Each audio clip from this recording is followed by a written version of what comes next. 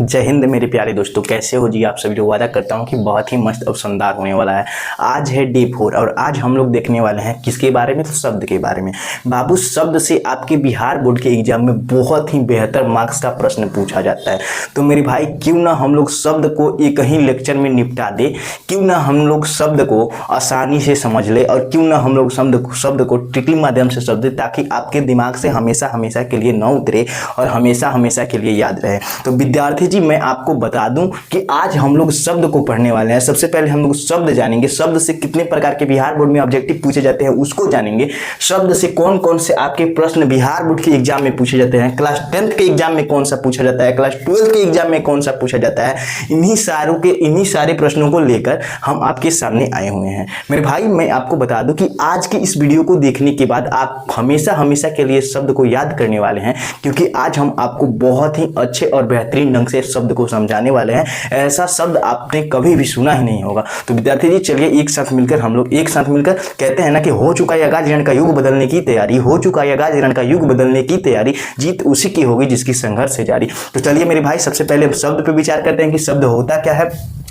मेरे भाई, मैं आपसे बता दूं कि शब्द वर्णों के सार्थक मेल को शब्द कहते हैं। बाबू, वर्णों के सार्थक मेल को शब्द कहते हैं। क्या बाबू, वर्णों के जो सार्थक मेल होते हैं ना, उसी को शब्द कहते हैं। देखिए, आपको मैं बता दूं कि वर्णों के जो सार्थक मेल होते हैं उसको शब्द कहते हैं। बाबू, बिहार बोर्ड में पूछा जाता है कि शब्द के कितने प्रकार होते हैं। ये प्रश्न ज्यादातर नहीं पूछा जाता है, लेकिन ये प्रश्न पूछा जाता है कि अर्थ के आधार पर शब्द के प्रकार बताएं। बाबू, अर्थ के आधार पर शब्द के दो प्रकार होते हैं, एक आपका सार्थक शब्द होता है, एक आपका निरर्थक शब्द होता है। बिहार बोर्ड में पहला ऑब्जेक्टिव, बाबू पहला ऑब्जेक्टिव कि अर्थ के आधार पे शब्द के प्रकार बताएं। दूसरा ऑब्जेक्टिव, बाबू सुनिए, दूसरा ऑब्जेक्टिव ये पूछा जाता है कि रचना के आधार पे शब्द के प्रकार बताएं। बाबू, रचना के आधार पे आपसे शब्द पूछा जाता है। तीसरा ऑब्जेक्टिव देखिए बाबू, तीसरा ऑब्जेक्टिव बिहार बोर्ड में ये पूछा जाता है ना कि उत्पत्ति के आधार पे शब्द कितने प्रकार के होते हैं। बाबू, उत्पत्ति के आधार पे भी शब्द हम आपको बताने वाले हैं। बाबू, चौथा ये पूछा जाता है कि आपका कि रूपांतरण के आधार पे शब्द कितने प्रकार के होते हैं। मैं वीडियो को शुरू करने से पहले ही आपका 4 ऑब्जेक्टिव जो बिहार बोर्ड में पूछा जाता है उसको बता चुका हूं। तो बुझिए कि वीडियो को जब शुरू कर दूंगा ना विद्यार्थी जी, अच्छे से जब समझाना शुरू करूंगा तो कितना ऑब्जेक्टिव आपके सामने मैं ला के रखूंगा। बाबू, मैं आपको उतना सारा कवर कराऊंगा जितने से आपके बिहार बोर्ड में सारे के सारे प्रश्न बन जाने वाले हैं, वो भी ग्रामर के, और आपको हलवा बना देगा प्रश्न।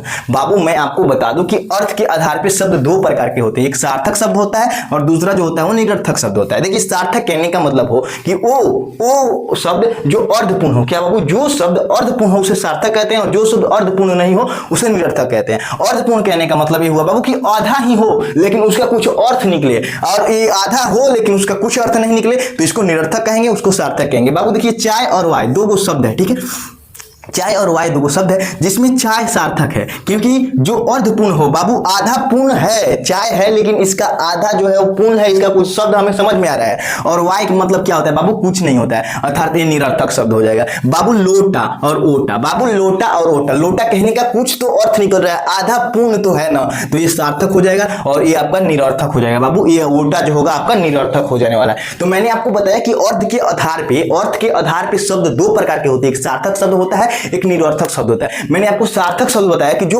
अर्धपूर्ण हो लेकिन पूर्ण हो लेकिन अर्धपूर्ण हो। बाबू, ये निरर्थक जो अर्धपूर्ण भी ना हो, मतलब ना ही पूर्ण हो और ना ही अर्धपूर्ण हो, तो उसे निरर्थक कहेंगे। अब बाबू, एग्जांपल में मैंने आपको बताया कि चाय और वाय, चाय जो आपका सार्थक हो जाएगा, वाय जो होगा आपका निरर्थक हो जाएगा। अब दूसरा हम लोग समझने वाले हैं, तो इसमें आपसे प्रश्न दे देगा बिहार बोर्ड में। देखिए, 4 का ऑब्जेक्टिव हमने क्लियर करा दिया है और 5वां ऑब्जेक्टिव देखिए, 5वां ऑब्जेक्टिव ये होने वाला है ना कि आपसे बिहार बोर्ड में पूछेगा कि चाय और वाय में चाय कौन सा शब्द है। बाबू, चाय कौन सा शब्द है, तो आपको बताना है कि चाय सार्थक शब्द है और वाय जो है वो निरर्थक शब्द है। इसको आपको हमेशा हमेशा के लिए अपने दिमाग में क्लियर कर लेना है ताकि कोई भी दिक्कत, कोई भी डाउट आपके दिमाग में न रहे। अब देखिए, दूसरा जो आपका पूछेगा रचना के आधार पे, वो ये पूछने वाला है कि रचना के आधार पे कितने प्रकार के शब्द होते हैं। तो मैंने आपको 5वां ऑब्जेक्टिव नहीं, दूसरा ऑब्जेक्टिव में बताया था कि रचना के आधार पे 3 तरह के शब्द होते हैं। बाबू, पहला होता है रूढ़ शब्द, दूसरा होता है यौगिक शब्द, तीसरा होता है योग रूढ़ शब्द। पहला होता है रूढ़ शब्द, दूसरा होता है योग रूढ़ शब्द, तीसरा होता है यौगिक शब्द। ठीक है बाबू, अब सबसे पहले हम लोग समझेंगे कि रूढ़ शब्द क्या होता है। विद्यार्थी जी, बिहार बोर्ड के एग्जाम में पूछा जाता है कि इनमें से कौन रूढ़ शब्द है। क्या बाबू, इनमें से कौन रूढ़ शब्द है। देखिए, मैं आपको अति ट्रिकली समझाने का प्रयास इस वीडियो में करूंगा ताकि आपके दिमाग से हर जितने भी सारे शब्द को लेके डाउट रहते हैं ना उसको क्लियर कर दूं। मेरे भाई मैं आपको बताऊं कि योग रूढ़ शब्द जिसके खंडों का अर्थ ना हो, मतलब उसको खंड किया जाए तो उसका कोई अर्थ ना निकले बाबू, उसे योग रूढ़ शब्द कहते हैं। क्या बाबू? उसे योग रूढ़ शब्द कहते हैं, उसे रूढ़ शब्द कहते हैं, सॉरी। जिसके खंड से कोई अर्थ ना निकले ना उसे रूढ़ शब्द कहते हैं बाबू। जैसे योग है, योग का हम जब संधि विच्छेद करेंगे ना तो यो प्लस ग आएगा, इसका कोई अर्थ निकल रहा है, यो अर्थात कुछ नहीं, ग अर्थात कुछ नहीं, ठीक है बाबू। विद्या है अर्थात वी और धा से मिलकर बना है, तो बी का भी अर्थ कुछ नहीं, धा का भी अर्थ कुछ नहीं। तो विद्यार्थी जी रूढ़ शब्द उसे कहते हैं ना जिसके खंड करने पे उसका अर्थ ही ना पता चले कि कह क्या रहा है, ठीक है।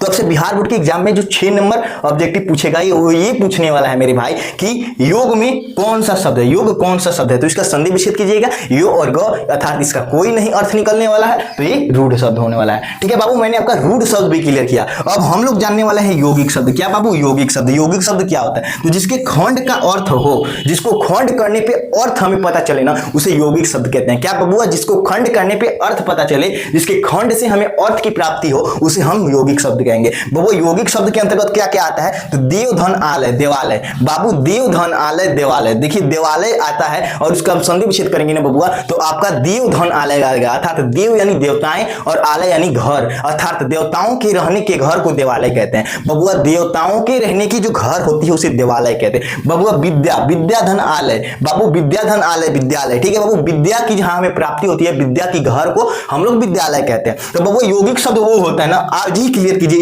इस टॉपिक को। यौगिक शब्द वो होती है ना बबुआ कि जिसके खंड करने पे हमें अर्थ की प्राप्ति हो उसे यौगिक कहते हैं, जिसके खंड करने पे हमें अर्थ की प्राप्ति न हो उसे रूढ़ कहते हैं। तो बबुआ जब रूढ़ और यौगिक हम लोग का क्लियर हो गया तो हम लोग इसी के साथ योग रूढ़ शब्द का भी प्रयोग क्यों ना क्लियर करें, क्योंकि यहां पे देखिए योग और रूढ़, ठीक है बबुआ, योग और रूढ़ जो सामान्य अर्थ न देकर विशेष अर्थ दे। बबुआ ये देखिए कितने अच्छे से हम समझाते हैं आपको। जो सामान्य अर्थ न दे, एक विशेष अर्थ दे, अर्थात जो एक सटीक न दे के बहुत ही लेंदी दे, अर्थात बहुत ही मजेदार अर्थ दे, तो उसे हम योग रूढ़ शब्द कहते हैं। रूढ़ शब्द हमें किसे कहते हैं? कि जिसके खंड करने पे हमें किसी भी अर्थ की प्राप्ति न हो उसे रूढ़ शब्द कहते हैं। यौगिक शब्द किसे कहते हैं? जिसके खंड करने पे हमें कोई विशेष अर्थ की प्राप्ति न होकर कि हमें उन दोनों शब्दों के अर्थ प्राप्त हो जाए तो उसे यौगिक शब्द कहते हैं। और देखिए योग रूढ़ शब्द कहते हैं कि जिसके खंड करने पर हमें किसी विशेष अर्थ की प्राप्ति होती है तो बबुआ उसे योग रूढ़ शब्द कहते हैं। योग रूढ़ शब्द के अंतर्गत लंबोदर आ जाएगा बाबू, लंबा है उदर जिसका अर्थात गणेश जी, बाबू बिना पानी आ जाएगा अर्थात सरस्वती माता, इसी तरह नीलकंठ आ जाएगा बाबू। तो ये सब किसके अंतर्गत आएगा? तो योग रूढ़ शब्द के अंतर्गत आएगा बाबू। योग रूढ़ शब्द के अंतर्गत आपका आने वाला है जो विशेष अर्थ देता है ना वही योग रूढ़ शब्द के अर्थ आता है। तो बाबू मैंने आपको बताया कि शब्द क्या होता है, अर्थ के आधार पर शब्द के प्रकार कितने होते हैं, रचना के आधार पर शब्द के प्रकार होते हैं। मैंने 6 ऑब्जेक्टिव बताया, उसके बाद से मेरा 7वां ऑब्जेक्टिव होने वाला है विद्यार्थी जी कि योग रूढ़ शब्द के उदाहरण इनमें से कौन से हैं, अर्थात इनमें लंबोदर आपको देगा और पूछेगा ये किस शब्द के उदाहरण है। उसमें आपका रहेगा तत्सम शब्द, तद्भव शब्द, देशज शब्द और योग रूढ़ शब्द। तो आपको टिक करना है विद्यार्थी जी योग रूढ़ शब्द। इतना घुमाता है मेरे प्यारे बच्चों को, तो आपको अब इस वीडियो को देखने के बाद कोई भी डाउट नहीं रहना चाहिए। यदि आपको कोई डाउट हो तो मेरे इस वीडियो में कमेंट कर दे, पिन कर दे, ताकि मैं आपका डाउट अगले वीडियो में क्लियर कर दूं। क्योंकि आज है आपका डे 4 और डे 4 में हम लोग पढ़ने रहे हैं विद्यार्थी जी शब्द के बारे में। भाई मैं आपको बताऊं कि जो अगला आपका ऑब्जेक्टिव निकलने वाला है, जो तीसरा मैंने इसमें ऑब्जेक्टिव बताया वो ये था कि उत्पत्ति के आधार पे शब्द कितने प्रकार के होते हैं। लेकिन हम लोग इसमें 8वां देखेंगे बाबू। इससे बहुत सारे प्रश्न पूछे जाते हैं, ये मोस्ट इंपोर्टेंट है। इतना से प्रश्न आपके बिहार बोर्ड के एग्जाम में हर बार देखने को मिलता है, वो चाहे क्लास 10th के बच्चे हों या क्लास 12th के बच्चे हों। तो बाबू मैं आपको बताऊं कि तत्सम होता है, तद्भव होता है, देशज होता है और विदेशज होता है। उत्पत्ति के आधार पर शब्द के प्रकार 4 होते हैं, तत्सम, तद्भव, देशज, विदेश। बाबू तत्सम बताए अग्नि, प्रस्तार, हस्त। बाबू जितने सारे संस्कृत के शब्द होते हैं ना वो आपके तत्सम के अंतर्गत आते हैं। जितने भी सारे संस्कृत के शब्द होंगे वो तत्सम के अंतर्गत आएंगे और जितने भी संस्कृत का हिंदी में रूपांतरण होगा बाबू वो आपका तद्भव के अंतर्गत आएगा। मैंने आपको बहुत सारा ट्रिक बताया कि विद्यार्थी जी सार्थक कैसे होते हैं, निरर्थक कैसे होते हैं। सार्थक जो अर्थपूर्ण हो, निरर्थक जो अर्थपूर्ण ना हो, रूढ़ शब्द, यौगिक शब्द या योग रूढ़ शब्द। मैंने आपको बताया कि रूढ़ शब्द जिसके खंड का अर्थ न हो, यौगिक शब्द जिसके खंड के अर्थ हो, और योग रूढ़ शब्द जो जो एक विशेष अर्थ प्रकट करे। अब देखिए हम आए उत्पत्ति के आधार पे तत्सम तद्भव देशज विशेषत्व। तत्सम वो होता है ना बाबू जो संस्कृत के शब्दों में लिखा जाता है, तद्भव वो होता है ना बाबू जो संस्कृत का हिंदी रूपांतरण होता है। तो बाबू तत्सम देखिए, तत्सम में आपका अग्नि आ जाएगा, प्रस्तर हो जाएगा, प्रस्तर अर्थात आप पूछेंगे तो बाबू का पत्थर होता है। अब देखिए हस्त आ जाएगा, हस्त अर्थात हाथ होता है। तो ये सारे जो वर्ड है ना आपके तत्सम के अंतर्गत आएंगे। तद्भव के अंतर्गत आग आ जाएगा, पत्थर आ जाएगा और हाथ आ जाएगा। अर्थात संस्कृतवा के जितना रूपांतरण शब्द है ना बबुआ वो आपका तद्भव के अंतर्गत आएगा। संस्कृतवे वाला शब्द जितना भी है बबुआ वो आपके तत्सम के अंतर्गत आएगा। अब हम लोग समझने वाले देशज शब्द विदेशज शब्द के बारे में। बाबू मैं आपको देशज शब्द बताएंगे तो अर्थात अपने देश की जितनी भी सारी भाषाएं हैं ना बाबू, अपने देश की जितनी सारी भाषाएं हैं वो सभी तत्सम के अंतर्गत आएंगे। बाबू अपने देश की जितनी सारी भाषाएं बा वो सब तत्सम के अंतर्गत आई। और दूसरा देश के हमने के लिए बनी सनो वो विदेशज शब्द अर्थात अंदाज। अब देखिए वर्ण एगो संकर आता है, दो गो वर्ण तीन गो वर्णों के मिल के जो संकर भइल बा अर्थात उत्पन्न भइल बा बबुआ ओकरा के वर्ण संकर कहल जाला। वर्ण संकर देखिए कमीनापन। बबुआ कमीनापन